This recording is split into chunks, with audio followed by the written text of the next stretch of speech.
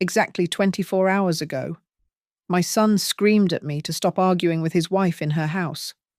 Now, I am standing on the porch, watching a locksmith remove every screw from the front door. This is the home I spent 3 decades paying off. Not hers.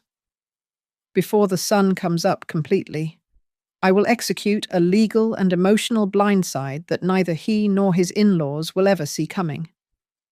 My name is Lorraine Archer. I am a 58-year-old widow standing on the wraparound porch of a 2-story colonial in Seacliff, Oregon. The fog is rolling in off the Pacific, but the chill in my bones has nothing to do with the weather. It is barely 6 in the morning. Most of the neighborhood is asleep, but there is a locksmith van parked in my driveway, its engine idling with a low hum. The man in the blue jumpsuit is already at work, his drill whining as he bores into the brass fixture of my front door. I am the mother of a 32-year-old son who, exactly 24 hours ago, looked me in the eye and screamed, "Don't argue with my wife in her house." Her house. Those 2 words were a slap across my face, sharper than any physical blow. They echoed in the living room, where I had scraped off wallpaper with my own fingernails. They bounced off the walls I paid for by working administrative shifts at the hospital during the day and scrubbing corporate offices at night for 3 decades. Noah, my own flesh and blood, had rewritten history in a heartbeat because he was desperate to impress a woman who treats people like seasonal accessories. If you are listening to this, maybe you are drinking your morning coffee or driving to a job you hate. Drop a comment and tell me what city you are tuning in from. I want to know who is witnessing this. And you will want to stay until the very end, because this lock change is not just about keeping people out. It is about locking the truth in. In my hand, I am gripping a fresh set of silver keys, cold and heavy. But underneath them, pressed against my chest, is a folder of documents that Noah, his wife Bianca, and her entire prestigious family have no idea I possess. They think I am just a lonely old woman who is confused by legal jargon. They think I am the nice, accommodating mother who will fade into the background if they push hard enough. It took them exactly 7 days. That is it. From the moment they rolled their designer luggage into my hallway to stay for a few days, to the moment they tried to quietly convert me into a tenant in my own property, they moved fast. They thought I was moving slow. You might think the breaking point was when Noah yelled at me. It was not. The real moment the switch flipped happened 2 days ago, in the garage. I was bringing in the recycling, and I heard a voice on the other side of the drywall. It was a phone call I was never meant to hear, discussing me not as a mother, but as a distressed asset that needed to be liquidated. That was when the tears stopped and the planning began. So, before I let this locksmith finish the job, let me take you back. We need to rewind 1 week so you can understand how a mother goes from making blueberry pancakes for her son to handing a fraud file to the authorities. The drilling stops. The sudden silence is loud. The locksmith wipes his hands on a rag and looks up at me, squinting a little in the early grey light. "Ma'am, are you sure you want to rekey every single cylinder? Even the garage and the back patio?" he asks. I look at the new deadbolt he is holding. It shines like armor. I smile, but it does not reach my eyes. "Absolutely." I tell him. "Today, the people who used to call this their house are going to have to ring the doorbell. Let's rewind exactly 7 days. It was a Tuesday, and my kitchen smelled like roasted hazelnuts and old paper. I was sitting at the small breakfast nook, listening to the local news on the transistor radio I have kept since the 90s. The morning sun was hitting the linoleum in that specific, warm way it does in early autumn. I had my schedule laid out a shift at Everbright Community Outreach, where I help organize food donations, followed by a quiet evening reading a mystery novel.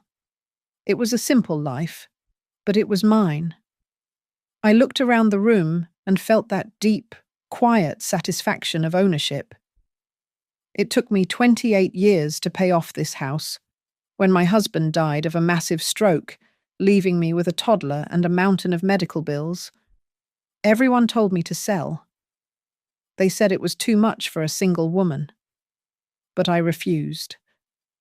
I worked administrative shifts at the hospital during the day and cleaned corporate offices at night. I scrubbed floors until my knees ached and filed paperwork until my eyes blurred, just so I could keep this roof over Noah's head. Noah. My son is smart, brilliant even. But he has always been like a runner who sprints the first 100 yards and then collapses before the finish line. He chases big dreams, but ignores the small print. Over the years, I bailed him out of credit card debt 3 times. The last time, I told him the Bank of Mom was officially closed. I love him, but I had to keep a financial distance for my own survival. Then came Bianca. They met, and 9 months later, they were married. It was a whirlwind. The wedding was an opulent affair, paid for almost entirely by her parents, the Lowells. It was beautiful, but it made Noah feel small. I could see it in his eyes. He felt like he had won the lottery, like he had married into a class above us. I remember meeting Bianca for the first time. She was stunning, working as a creative director for some online fashion brand I had never heard of. She looked around my living room that day and smiled a tight, polite smile.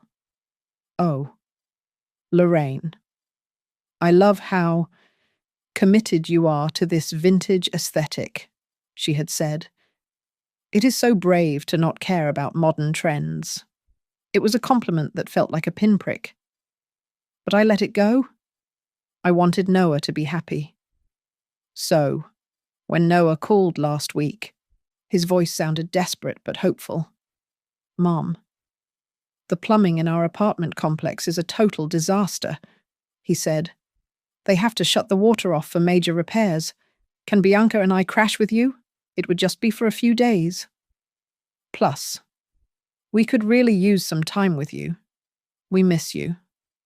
We miss you. That was the hook. I agreed. I told myself it was just temporary. I told myself this was a chance to bridge the gap that had grown between us since the wedding. When they arrived Tuesday evening, the shift in the atmosphere was instant. Bianca did not knock. She just breezed through the front door as if she were returning to a home she had built. She was carrying a massive beige tote bag, and without looking, she dropped it onto the antique mahogany console table by the entrance, the one my grandmother brought over from Ireland. The buckle scratched against the wood, a sound that made me wince, but she did not notice. She kicked off her heels, leaving them right in the middle of the hallway, and walked straight to the kitchen. I am parched, she announced. She opened my refrigerator, moved my carefully prepped meal containers aside, and grabbed a pitcher of iced tea.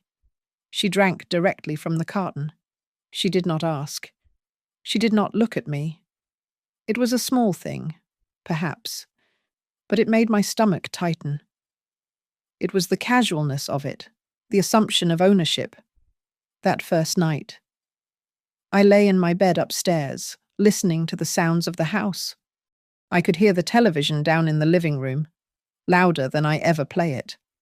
I could hear their laughter booming up the stairs. It sounded nice, in a way. It sounded like life. I looked at the framed photo of Noah's wedding on my nightstand. He looked so proud in his tuxedo.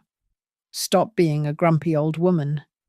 Lorraine, I whispered to the empty room. Having young people in the house is good. It is just for a few days.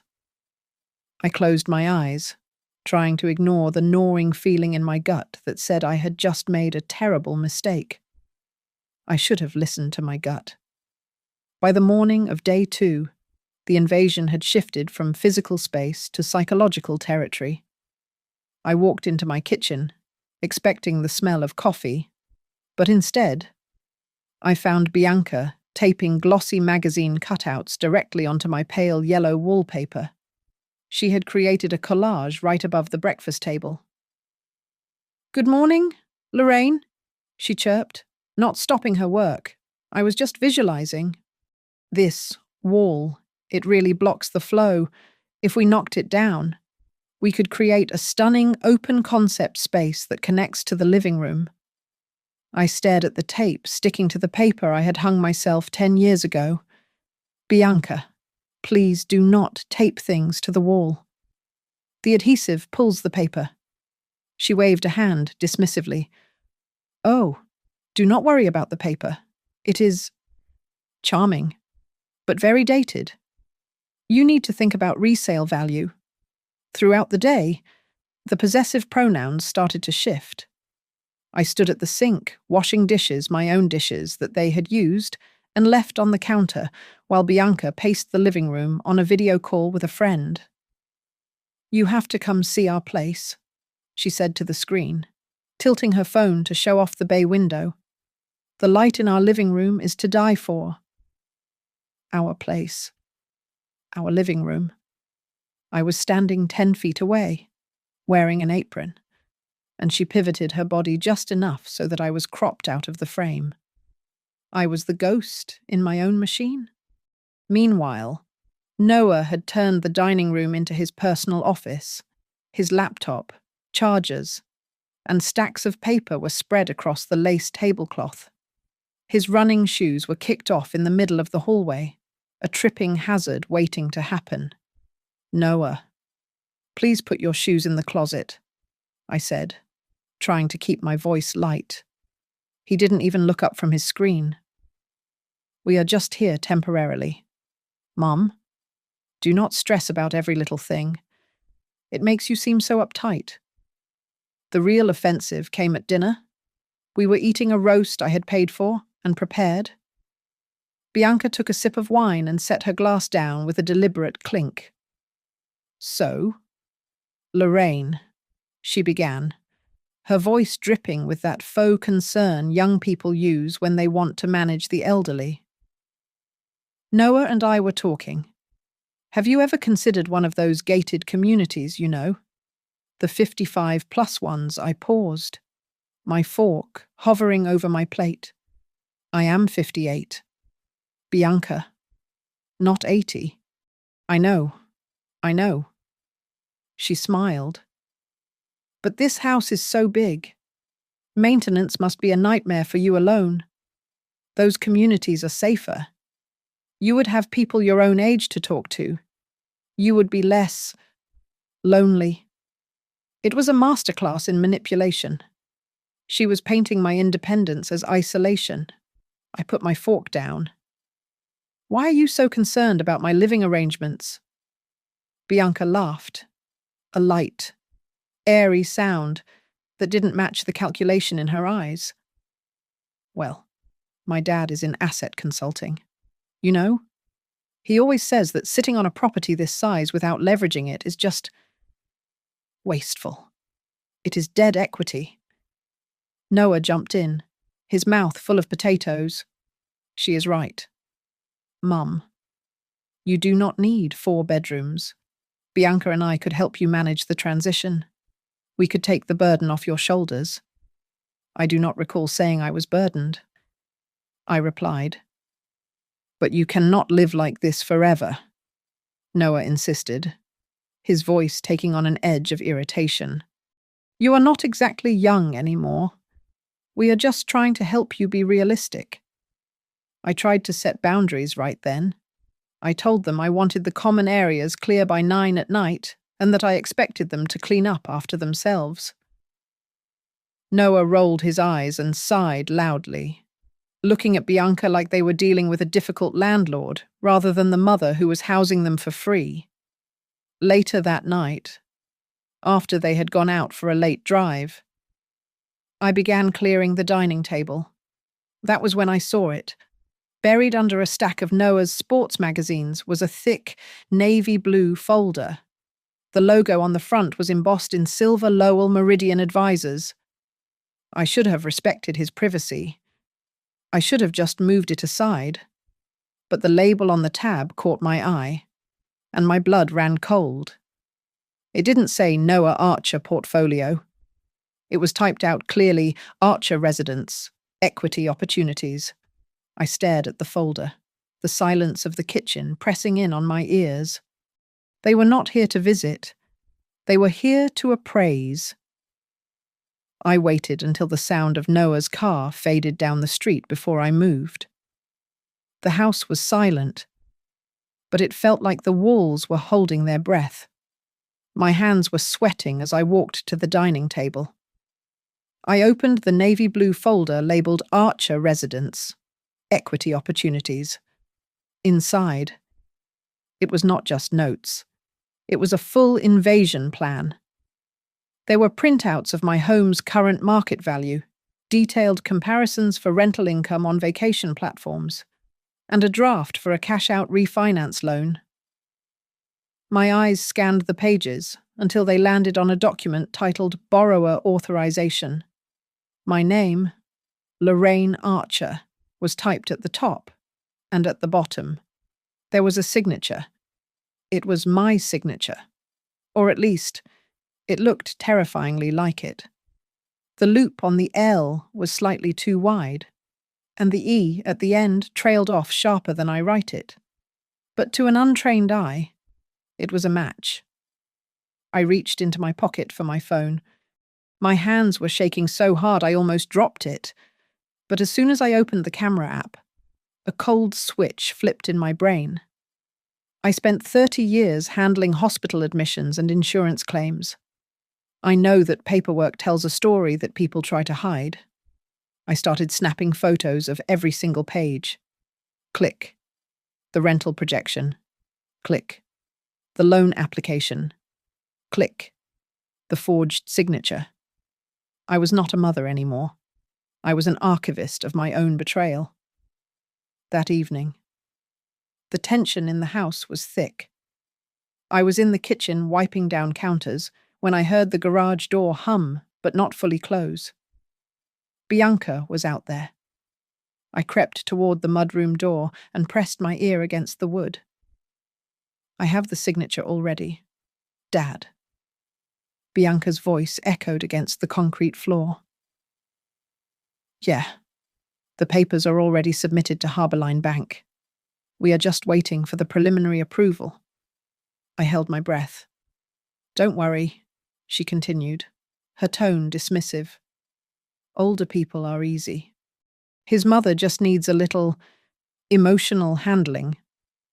I can manage her. Once the funds are released, we can start the renovations immediately.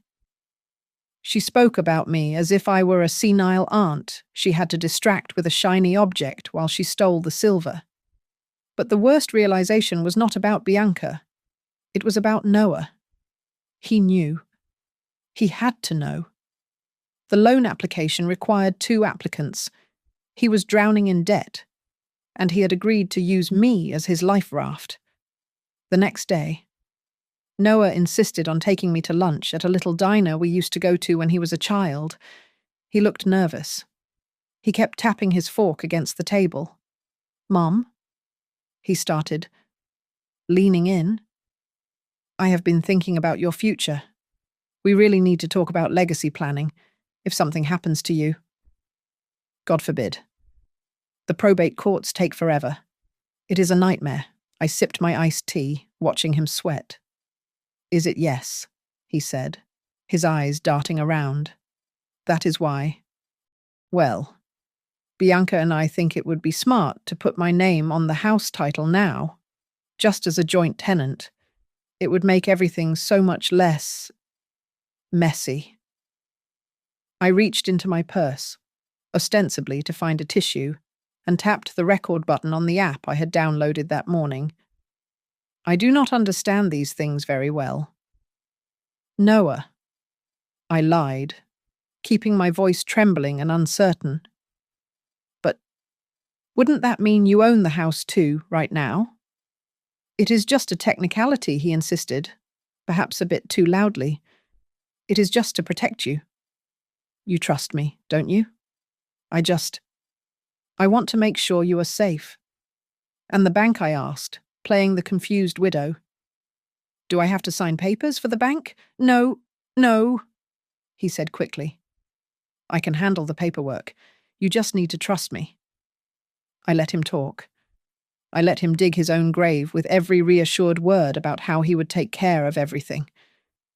That night, while they slept, I sat in my bedroom with the door locked. I compiled the photos of the forged documents and the audio file from lunch. I attached them to an encrypted email addressed to Marla Jensen at Northgate Legal Group. Marla was a former patient I had helped navigate a complex insurance denial years ago. She had told me if I ever needed anything, I should call. I hit send. My heart was pounding against my ribs, but my mind was clear. The investigation had begun. The office of Northgate Legal Group smelled of expensive coffee and old leather. Marla Jensen sat behind a glass desk, her face sharp and serious. She was in her early 40s, wearing a tailored blazer that said she did not suffer fools. She looked at the photos of the forged documents on her tablet, then up at me. Lorraine, she said, her voice low and direct. This is forgery. It is fraud.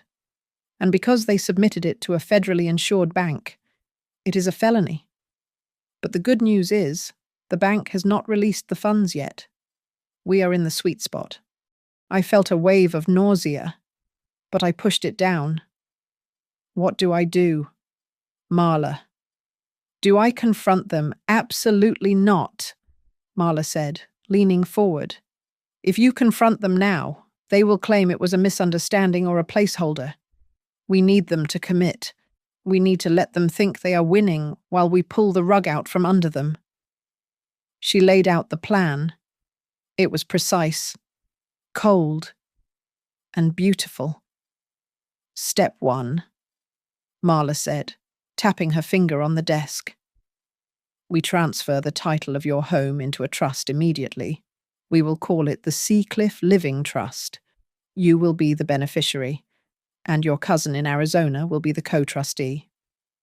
Once the house is in the trust, Noah cannot use it as collateral for anything.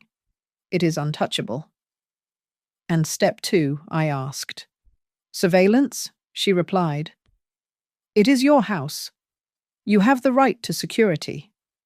Install a doorbell camera and a nanny cam in the living room. We need recordings of them discussing their plans for the property. We need proof of intent. And step 3. Marla smiled. A shark-like grin. You are going to act. You are going to be the confused, pliable mother they think you are. Ask them for the papers again. Tell them you want to sign everything properly to make sure it is done right. Make them hand you the evidence. She coached me on how to play selectively incompetent. I was to mix up terms like equity and escrow, to ask the same question 3 times, to make it painfully obvious that I did not understand what I was signing, so that their coercion would be undeniable. I went home and put on the performance of a lifetime. Bianca, I said that evening, while she was looking at tile samples. I was thinking, you really are so smart to think about the future. Maybe renting out the upstairs isn't such a bad idea. It would bring in extra money. Right? Bianca's eyes lit up. Exactly. Lorraine, I knew you would get it eventually. It is passive income. But I am so forgetful, I said, wringing my hands. Could you email me the details? Just write it down so I can read it slowly. And maybe Noah can bring those bank papers home. I want to sign them here, where I am comfortable. Bianca took the bait instantly. Of course I will email you the breakdown tonight. The emails she sent were gold. Marla called them smoking guns. In one message, Bianca wrote, "We need to maximize your equity now because, let's be honest, the house will belong to us anyway down the line." In another, she explicitly mentioned handling the bank requirements for me. I printed every single email. I saved every recording from the new camera hidden on the bookshelf, which captured Noah telling Bianca, "Mum does not have a clue. She will sign whatever we put in front of her if I say it is for safety." 3 days later, I stood in my kitchen, alone. The house was quiet. I looked at the walls I had painted, the floors I had scrubbed. I thought about Noah, the little boy I had carried, and the man who was now plotting to sell my security to pay for his wife's lifestyle. "Okay," I whispered to the empty room. "If they want to play grown-up games with my assets, they are going to get a taste of grown-up laws." The bass from the Bluetooth speaker was vibrating through the floorboards of my bedroom. It was Saturday night, and without asking me, without even a courtesy text, Bianca had decided to throw a party. She called it a housewarming. I stood at the top of the stairs, gripping the banister. Below me, strangers were drinking wine out of my crystal glasses and resting their feet on my coffee table. I could hear Bianca holding court near the kitchen island. "It is so great to finally have a space that matches our vibe," she was saying. "We have so many plans for the renovation." Then I heard a woman's voice, someone I did not recognize. "But wait, doesn't Noah's mum live here too? Is that weird?" There was a pause, and then Bianca laughed, a high, sharp sound that grated on my nerves. "Oh, her.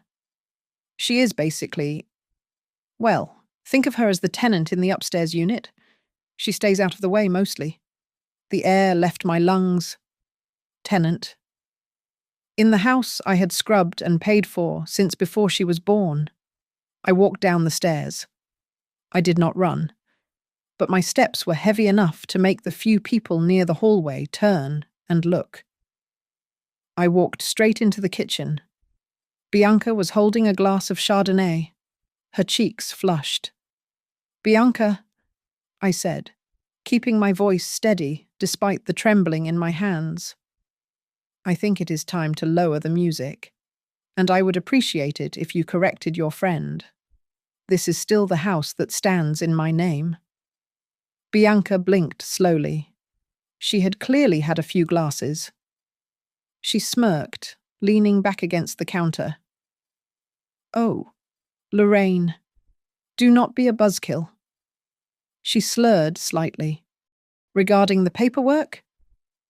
Well, you probably do not understand the complexities of the filings we did. No one wants to see you out on the street, obviously. But let's be real. This is the house I run. The disrespect was physical. It felt like a shove. "Shut it down," I said, my voice rising. "Get these people out. If you ever refer to me as a tenant in my own home again, I will have you both out of here tonight." The music seemed to stop, or maybe I just stopped hearing it. All eyes turned to Noah. He was standing by the patio door, holding a beer, his face turning a deep, blotchy red. He looked at his friends, then at Bianca, and finally at me. The embarrassment on his face curdled instantly into rage. He stepped forward, slamming his beer bottle onto the table. "Stop it," he bellowed. "God, you are humiliating us, Noah. Tell your wife to—" He cut me off, screaming at the top of his lungs, his veins bulging in his neck. "Don't argue with my wife in her house. You are making us look like idiots." The silence that followed was absolute. Her house. He had said it, loud and clear. He had erased me completely. I felt like I had been punched in the gut. I looked at my son. I looked for the little boy who used to cling to my leg when it thundered. He was gone. In his place was a stranger who was desperate to please a woman who despised me. I did not scream back. I did not cry. I just took one step back, staring at him. Bianca broke the silence. She stepped up beside Noah, placing a hand on his arm, looking at me with cold, triumphant pity. "Lorraine." "Look," she said, her voice dropping to a patronizing whisper. "If you are uncomfortable here, we can help you find a place that suits you better. Something smaller." I looked at her. Then I looked at Noah. He refused to meet my eyes now. He was breathing hard, staring at the floor. "I see," I said softly. I turned around and walked into the kitchen. My hands were shaking violently now, but my mind was as clear as ice water. I reached into my pocket and pulled out my phone. I opened my messages and found Marla's name. I typed a single line. "It is time. Start the plan tomorrow morning." I hit send and listened to the whoosh sound as the message flew away. They wanted this house to be theirs. Fine. Tomorrow, they would find out exactly who held the keys. I packed an overnight bag with hands that felt like they belonged to someone else. I told Noah and Bianca I was going to stay with my neighbor, Ivy, for the night. I lied and said it was because I did not want to intrude on their privacy after the party. They looked relieved. They thought I was surrendering, accepting my new role as the displaced inconvenience. In reality, I was clearing the blast radius.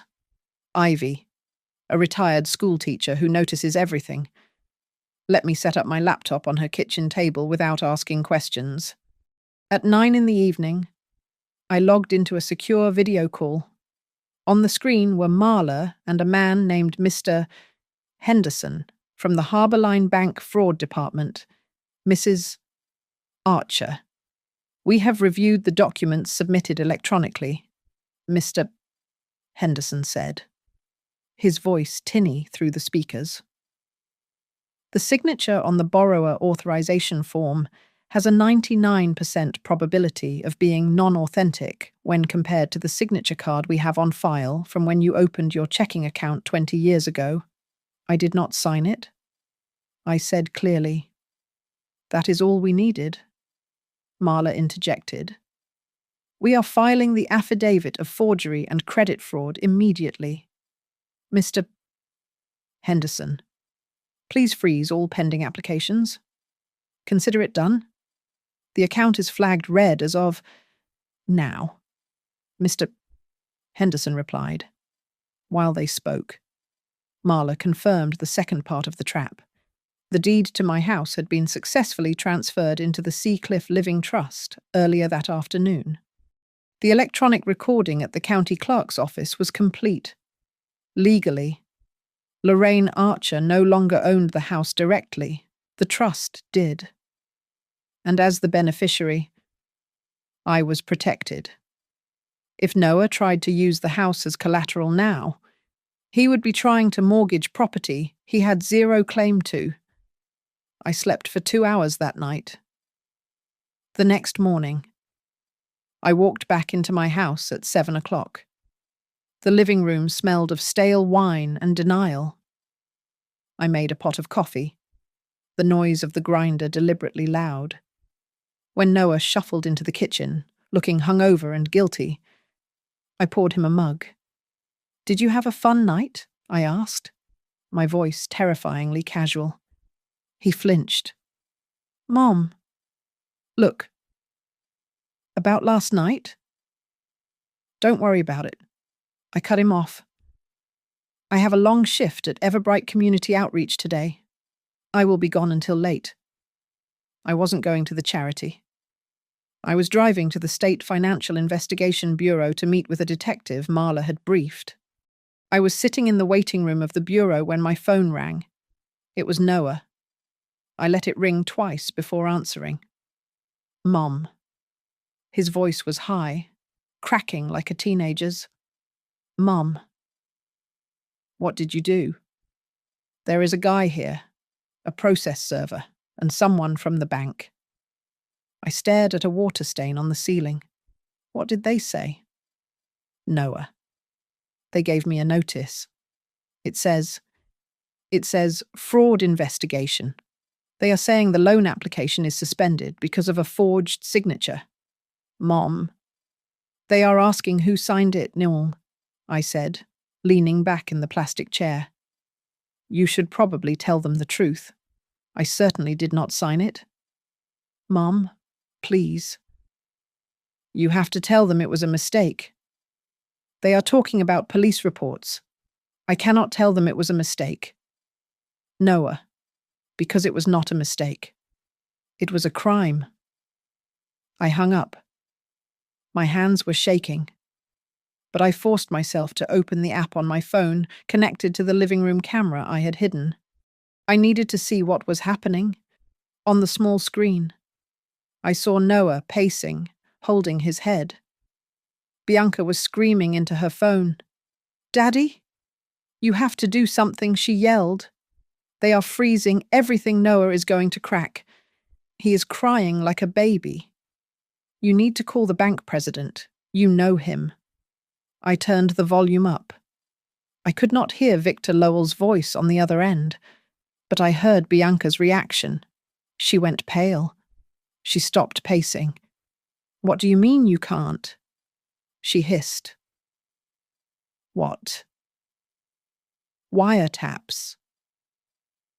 She pulled the phone away from her ear as if it had burned her. Victor must have warned her, do not call me from that house.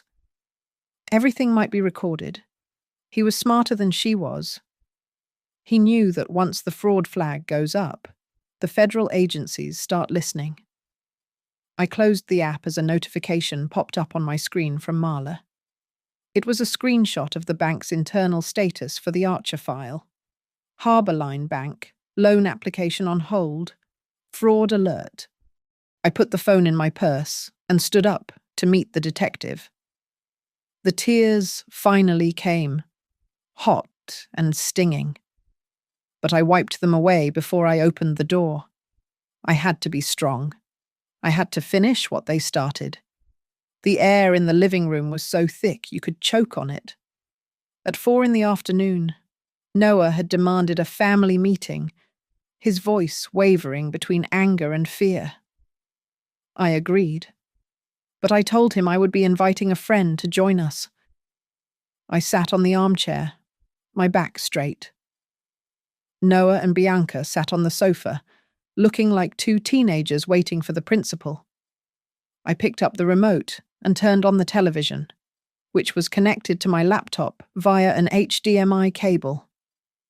The screen flickered to life, revealing Marla Jensen's face via Zoom. She was sitting in her office, framed by rows of legal encyclopedias. Who is this? Noah asked, squinting at the screen. This is my attorney. Marla Jensen? I said calmly. Bianca immediately went on the offensive. She crossed her arms, her knuckles white. Lorraine, honestly, you are blowing this way out of proportion, she said, her voice sharp and fast. This entire situation is a misunderstanding. The paperwork you saw, that was just a draft. It was a strategy for asset protection. The bank actually suggested we add your name to the file to secure the best rates for the future. We were doing you a favor? I did not say a word. I simply pressed a key on my laptop. The screen on the TV shifted from Marla's face to a screenshot of an email. It was the one Bianca had sent to her father 3 days ago. I zoomed in on the highlighted text. We need to maximize your equity now because, let's be honest, the house will belong to us anyway down the line. We might as well start utilizing the assets before she passes. Bianca's face went the color of ash. She opened her mouth to speak, but no sound came out. Marla's voice cut through the silence from the speakers, crisp and professional. Hello, Mr. and Mrs. Archer. As Lorraine mentioned, I am her attorney. I think you should know that forging a signature on a loan application is not a strategy. It is a felony. It is called bank fraud. And since Harborline is a federally insured institution, you are looking at federal charges.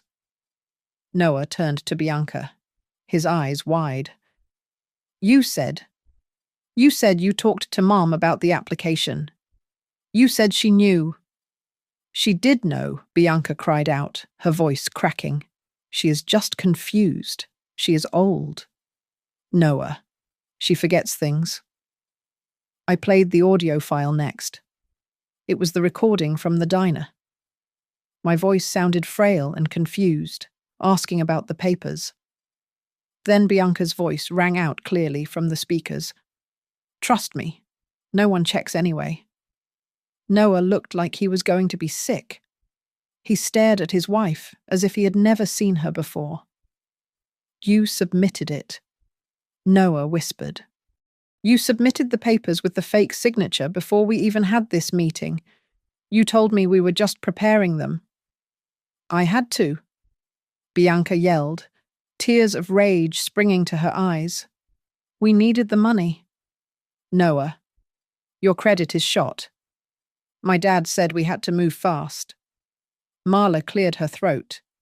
Here is the reality. Mrs. Archer has cooperated fully with the fraud department. Furthermore, the title of this house has been transferred to the Seacliff Living Trust as of yesterday. Lorraine is the beneficiary. The house is locked down. The bank is no longer looking at this as a loan application. They are looking at it as a crime scene. And the suspects are the people who created the fraudulent documents. The silence that followed was heavy and terrible. Noah turned to look at me. His face was a mask of betrayal and terror. Mom. He choked out. Do you want to send me to prison? Is that what you want? To put your own son in jail? I looked at him, and my heart broke. But I did not let my face show it. I had to be the rock that broke the wave, or I would drown. I do not want to send you to prison.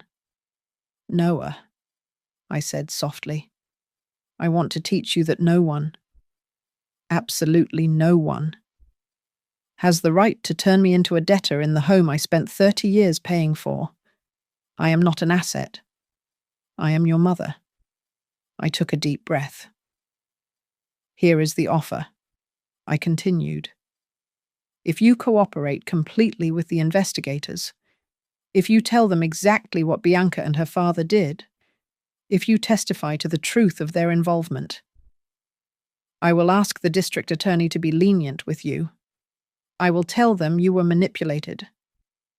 I looked over at Bianca, who was trembling with fury.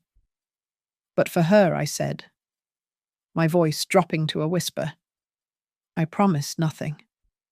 The next day, my living room turned into a battlefield.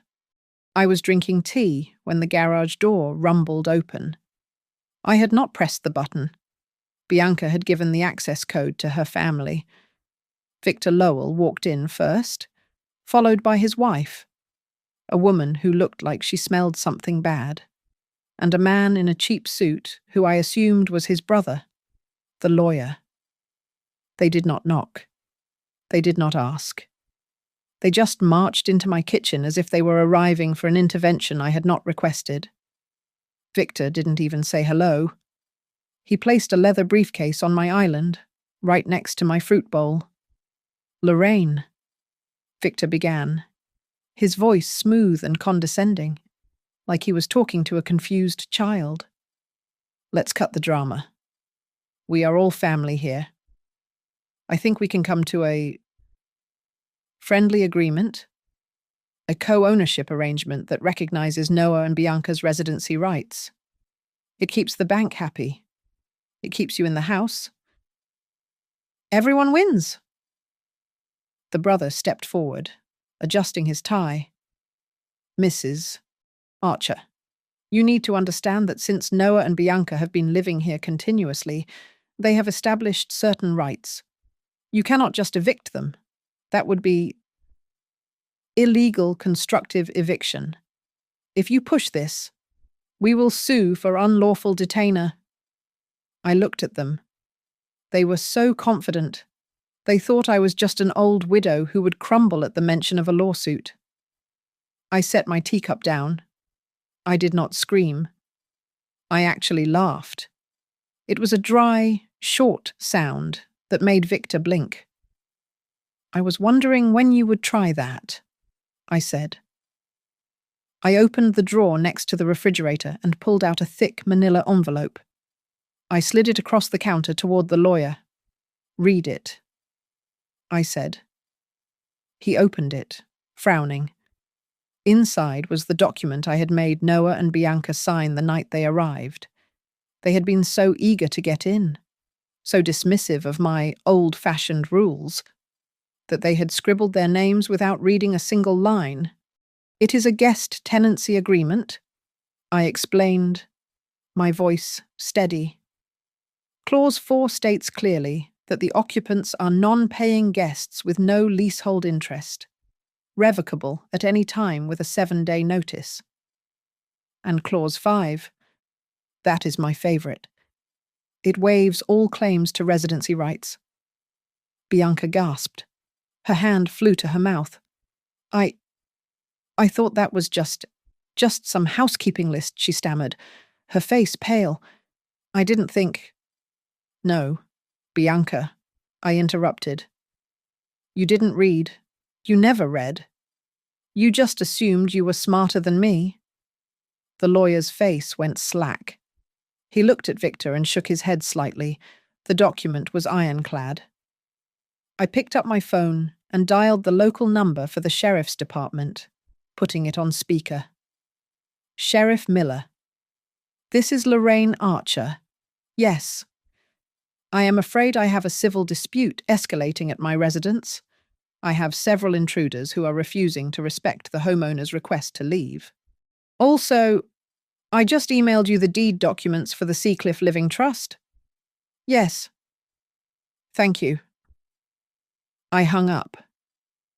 The room was silent, except for the heavy breathing of Victor Lowell.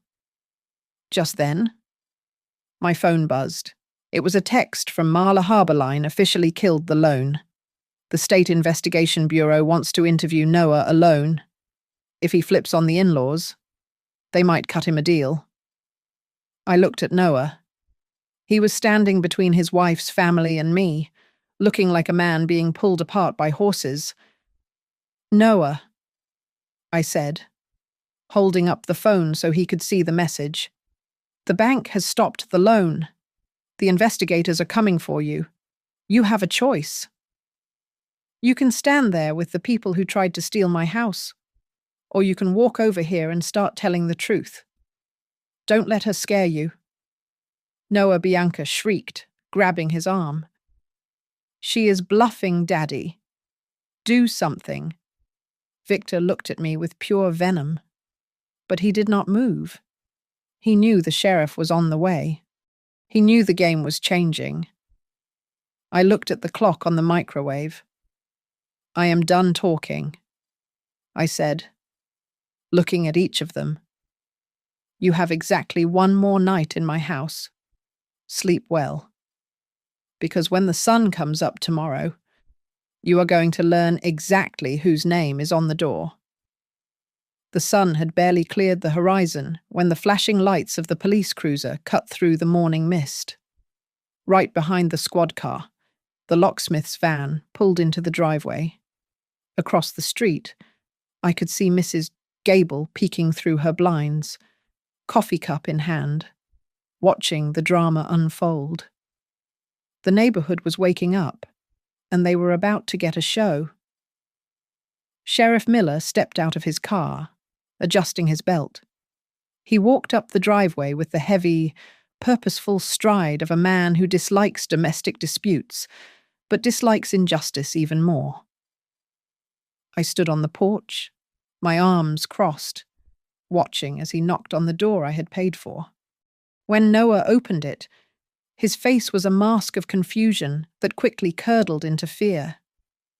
Bianca was right behind him, wearing a silk robe that cost more than my monthly grocery budget. Noah Archer.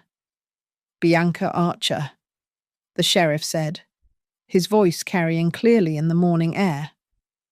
Per the signed guest tenancy agreement and the request of the homeowner, your permission to occupy this residence has been revoked. You have exactly 30 minutes to gather your personal effects and vacate the premises. You are not to remove any furniture, appliances, or items belonging to the house. Bianca went nuclear. Her face turned a violent shade of red. "This is insane," she screamed, pushing past Noah. "She is a cruel, vindictive old woman. You cannot do this. This is our home." She spun around to face Noah, shaking him by the arm. "Say something, Noah. Tell him. Tell him this is our house." Noah, cornered and panicked, looked at the police, then at the locksmith who was already unloading his toolkit, and finally at me. The pressure broke him. He reverted to the only defense he had left. He puffed out his chest and screamed at me, louder than before. "Don't argue with my wife in her house." The words echoed off the siding. The locksmith paused.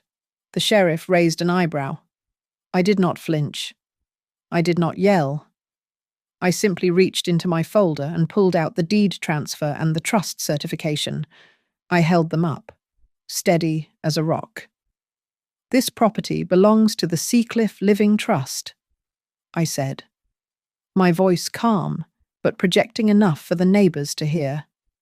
"I am the sole beneficiary. These two people are guests whose invitation has expired. They are trespassing." Sheriff Miller took the papers, glanced at them, and nodded.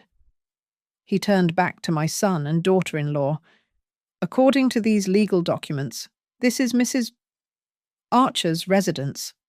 If you continue to obstruct the locksmith or refuse to leave, I will have to arrest you for criminal trespass. 30 minutes. Clock is ticking." The sound of the locksmith's drill biting into the metal of the front doorknob was the loudest sound in the world. It was the sound of finality. Whir, click, whir. Bianca burst into tears. She grabbed her phone and dialed her father, putting it on speaker, desperate for a savior. "Daddy, they are kicking us out. The police are here. You have to sue her. You have to stop this." But Victor Lowell was a survivor. He had already received the notification from the state investigators. He knew his name was on a fraud file. "Bianca." Victor's voice came through, tinny and cold. "Shut up. Do not say another word. Leave the house. Do not call me again until you are on a secure line." The line went dead. Bianca stared at the phone, her mouth open. Her safety net had just been cut. 29 minutes later, they were standing on the sidewalk. They had 2 suitcases and a few boxes of clothes. Noah looked like a ghost. He was holding his backpack, standing on the edge of the property line. He looked at the house, then at me. "Mom," he whispered, his voice cracking. "Do you really want to toss me out on the street? I am your son." I looked at him. I felt the ache in my chest, the maternal instinct to fix it, to save him. But I killed it. I had to. "I am just closing my door." "Noah," I told him. "You have the right to choose how you want to open the door between us again in the future. But not this physical door. That key is gone." I stepped closer, lowering my voice so only he could hear. "This is your last chance.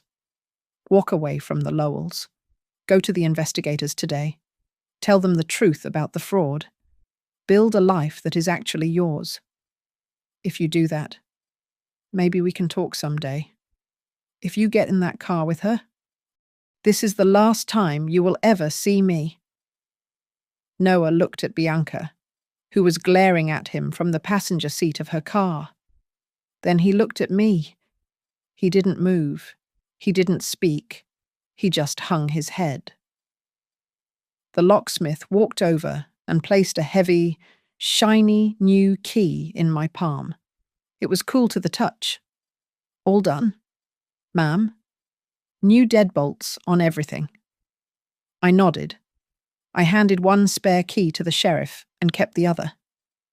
As Noah got into the car and drove away, I looked at the closed door of my home. It was finally silent. It was finally mine. Sometimes, revenge is not about making them bleed. It is about reminding them that they never owned the things they thought they were entitled to. Thank you so much for listening to my story. I would love to know where you are tuning in from. So please drop your city and country in the comments below, because I really enjoy reading about where our community is growing. If you enjoyed this story, please make sure to subscribe to the Grandma's Family Diary channel. Hit that like button and smash the hype button to help this video get recommended to more people who need to hear it.